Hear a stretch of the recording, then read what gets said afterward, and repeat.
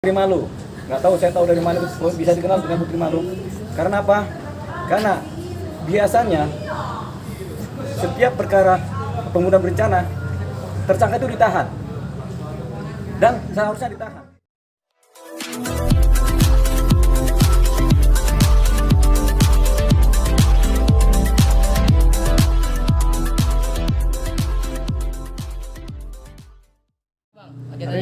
Yang keras, Bang. Salam Merah Putih dari pengacara Merah Putih. Kalau saya udah bicara salam Merah Putih berarti tugas negara. Jadi hari ini saya mau membicarakan mengenai rekonstruksi yang kemarin.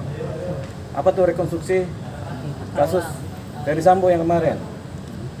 Jadi dari hasil analisa kami, ya rekonstruksi dari perkara Ferdy Sambo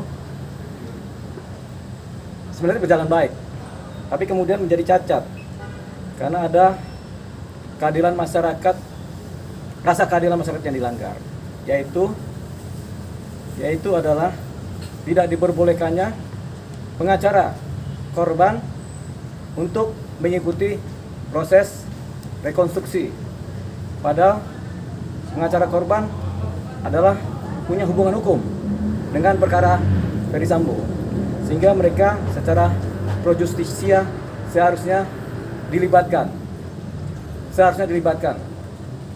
Jadi selain pengacara korban, pengacara tersangka, jaksa bisa dilibatkan dalam proses rekonstruksi. Persoalannya mereka dilarang oleh Dirtipidum Pandirian, dan ini adalah suatu kecelakaan sejarah. Karena apa? Karena sebenarnya rekonstruksi itu berlaku dan boleh umum untuk menonton rekonstruksi atau melihat rekonstruksi. Di mana-mana rekonstruksi boleh dilihat oleh siapapun juga. Kalau kemudian persoalannya adalah menimbulkan kerumunan, bisa dibatasi, tapi tetap pengacara korban sebagai yang memiliki hubungan hukum dengan perkara ini harus dilibatkan. Kalau kata Dirtipidum Pandirian bahwasanya tidak ada ketentuannya, saya akan jawab bahwasanya kalau ketentuan tidak ada, kita kembali kepada rasa keadilan masyarakat yang berlaku. Jadi disinilah cacatnya, rasa keadilan masyarakat ini kemudian diabaikan oleh Dirtipidum, sehingga menimbulkan cacat secara rasa keadilan masyarakat. Apakah kemudian rekonstruksi ini bisa berlaku? Jawabannya bisa-bisa saja. Tapi sebaiknya rekonstruksi ini harus dilakukan ulang supaya menjadi fair. Kalau ini tidak dilakukan ulang, menjadi tidak fair. Kalau di sini sudah tidak fair dalam rekonstruksi, kedepannya menjadi tidak fair dalam proses beracara di persidangan di peradilan. Jadi itu yang pertama. Yang kedua adalah persoalan Putri siapa? Chandrawati. Putri Chandrawati. Yang bersangkutan Putri Chandrawati sudah dikenakan pasal, dipersangkakan pasal 340 Undang-Undang Hukum Pidana KUHP dan 338 jungtonya serta 51 lanjutnya lah ya, pokoknya 340 ya, yaitu pembunuhan berencana.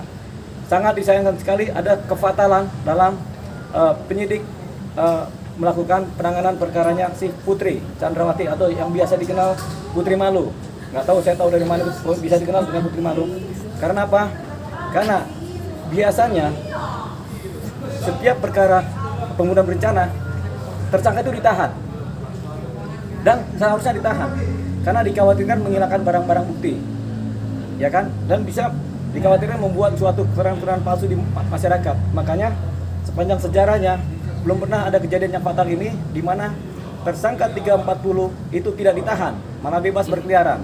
Jadi ini wajib didengar oleh masyarakat Indonesia bahwasanya ada suatu kefatalan dalam penanganan perkara.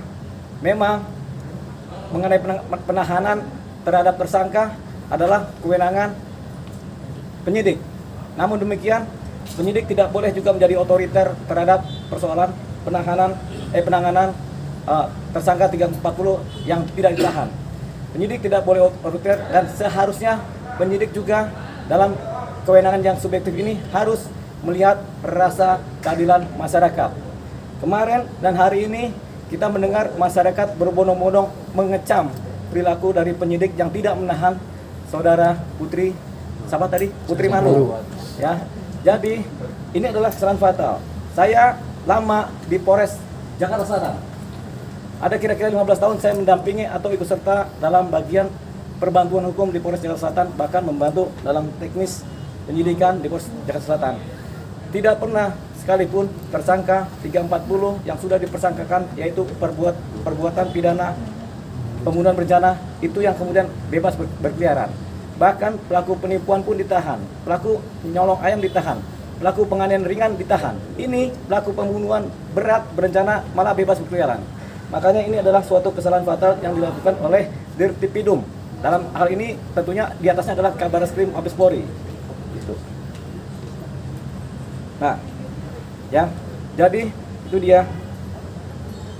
Jadi saya dengan ini pengacara Merah Putih dan berupaya mewakili masyarakat Indonesia, siapa tahu ada yang sama pikirannya dengan saya. Kita meminta sekali lagi adalah rekonstruksi yang cacat secara rasa keadilan masyarakat ini bisa dilakukan ulang. Yang kedua, kita meminta saudari Putri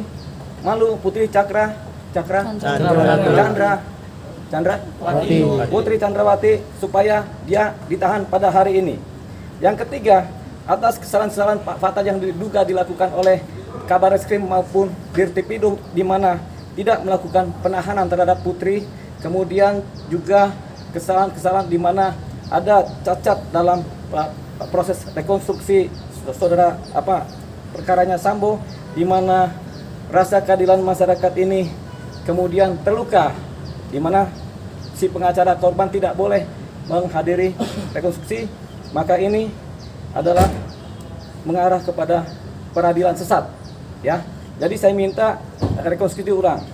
Yang terakhir, taruh ada lagi ya. Yang terakhir saya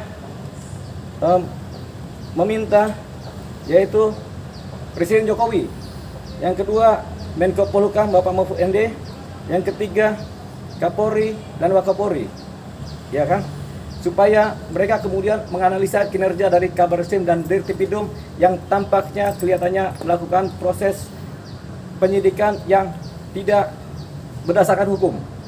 Sehingga supaya ini menjadi clear, saya meminta mudah-mudahan atas nama dari wakil dari masyarakat Indonesia juga meminta supaya Kabareskrim maupun Dirtipidum di-off-kan sementara, diganti yang baru supaya penyidikan bisa berjalan baik. Artinya apa-apa yang menjadi celah-celah kesesatan penyidikan bisa diatasi. Jadi saya minta kepada Kapolri supaya Kabareskrim atau Dirtipidum atau Dirtipidum supaya di-off-kan sementara atau dinonaktifkan sementara, kalau perlu diganti oleh pimpinan polisi yang lain supaya ini bisa bersih dan tidak ada lagi like and dislike. Mengingat saya bisa menilai adanya ketidaksukaan mungkin adanya ketidaksukaan dari Dirtipidum kepada pengacara korban, atau ada hal lain yang sangat rasa-rasanya membuat proses penyidikan menjadi cedera dan cacat. Itu tadi dari saya. Saya sampaikan sekali lagi kepada Bapak Kapolri supaya atau Pak Presiden Jokowi sebagai pemegang mandat tertinggi dari rakyat Indonesia supaya melakukan evaluasi kinerja dari Kabareskrim dan Dirtipidum. Kalau saya sih mintanya supaya mereka dinonaktifkan sementara, supaya diganti dengan pejabat yang baru, supaya ini penyidikan kembali berjalan baik. Terima kasih. Jangan lupa ya di subscribe dan nyalakan lonceng notifikasinya.